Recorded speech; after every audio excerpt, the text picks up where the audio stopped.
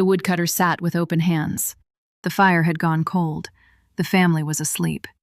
And something in him had loosened, just slightly, the grip he had not even known he was holding. But as he sat in the quiet, something else began to stir. Not craving, not clinging. Something older, deeper. A sense of direction. A pull toward a particular shape of life.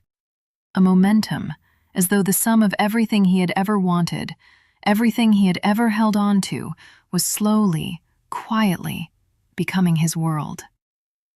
The Buddha called this Bhava, becoming. Bhava is the 10th link in the chain of dependent origination.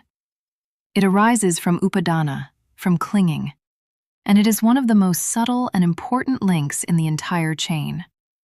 Because bhava is not an event, it is a process. It is the way that our clinging, our gripping, begins to shape the very conditions of our existence.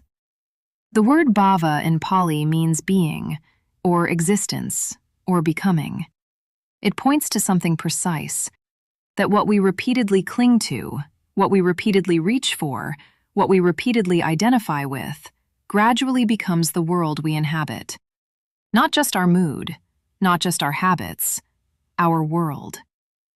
The Buddha taught 3 dimensions of bhava. The first is kama bhava, becoming in the realm of sensual existence. This is the most familiar. The life shaped by the pursuit of pleasure and the avoidance of pain. The identity built around comfort, desire, and sensation. Most human life, the Buddha observed, moves within this current. The second is rupa bhava, becoming in the realm of form. Subtler, quieter.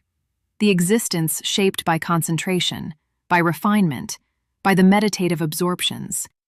A life oriented not by gross sensual pleasure, but by the beauty of form, of stillness, of subtle experience. The third is arupa bhava, becoming in the formless realm, subtler still. Existence shaped by pure awareness itself, beyond form, beyond sensation, but still, the Buddha was careful here, still a becoming. Still a movement of consciousness that has not yet fully released. Even the most refined states of existence, the Buddha said, are still bhava, still part of the wheel, still arising from conditions. Think about this in your own life. Every time you act from clinging, every time you make a choice from fear, from grasping, from the need to protect your story, you are not just having an experience, you are shaping a pattern, laying down a groove, building a kind of world. The person who always reaches for approval becomes someone who lives in a world defined by how others see them. The person who always avoids discomfort becomes someone who lives in a world that feels perpetually threatening. The person who clings to a fixed identity, I am this kind of person, I believe these things, I live this way, becomes someone whose world grows slowly smaller, shaped perfectly around the self they refuse to release. This is bhava.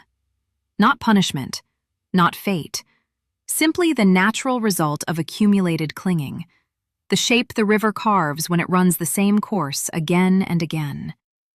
The woodcutter thought about his life, the routes he always walked, the people he always agreed with, the thoughts he always returned to, the version of himself he had spent decades building and defending, and he began to see it, not as a cage someone had locked him in, but as a home he had built himself, brick by brick, from every moment of clinging, every moment of grasping, every moment of, I must have this, I must be this must not change.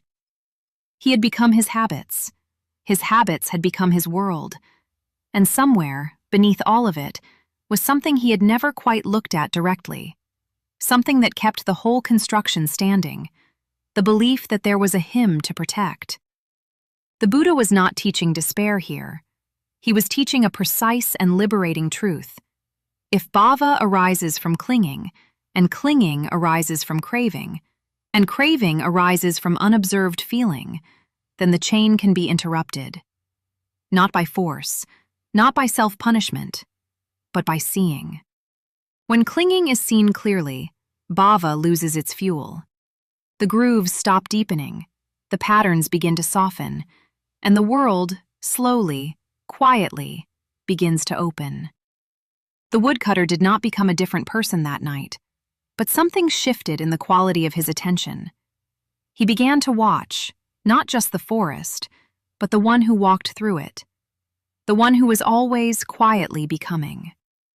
In the next episode, we reach the 11th link, jati, birth, where becoming crosses a threshold and a new cycle of experience begins. If this teaching is landing somewhere real in you, if you can feel the places where your clinging has been shaping your world, please subscribe and continue walking this path with us. We are not trying to become something new. We are learning to see what we have always been becoming.